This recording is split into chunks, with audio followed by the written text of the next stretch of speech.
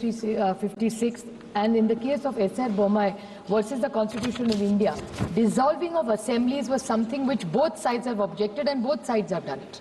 So if we object to this, why are we giving this authority to the Election Commission to dissolve assemblies who are elected for 5 years? So I think to break these tenures is completely objectionable, and India is a union of states. Central government cannot. Cooperative federalism is something which we are so proud of. So I request the Honorable the Government of India either to withdraw the bill or send it to a joint parliamentary committee so we have a detailed discussion, and we'll be happy to support as long as it comes to a joint parliamentary committee. Thank you, sir.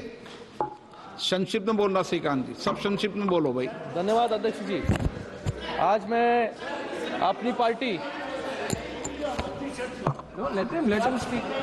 दादा बेटे आपको मिला नहीं, इसलिए हमें भी आप वंचित मत कीजिए। बस एक्सप्रेस करना चाहते हैं हम भी। मैं आज अपनी पार्टी। माननीय अध्यक्ष जी, माननीय सदस्य बालू साहब ने कहा कि इसको जेपीसी को दे देना चाहिए। जब ये संविधान सुधार का विधेयक, संवैधानिक संशोधन जब कैबिनेट में चर्चा में आया, तब प्रधानमंत्री जी ने स्वयं मंशा व्यक्त करी थी कि इसको जेपीसी को देना चाहिए।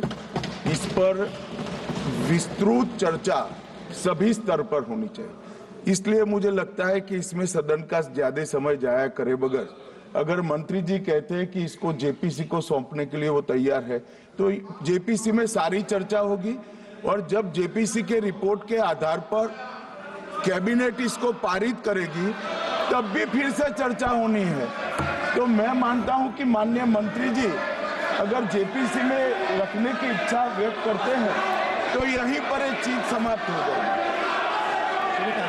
अध्यक्ष जी, जो ये चर्चा हुई है इसका जवाब देने के बाद जो नियम 74 है, जिसमें मैं एप्रोप्रिएट जो मोशन ला करके और जेपीसी के गठन का प्रस्ताव निश्चित रूप से करूंगा, निश्चित रूप से जेपीसी के गठन का प्रस्ताव करूंगा।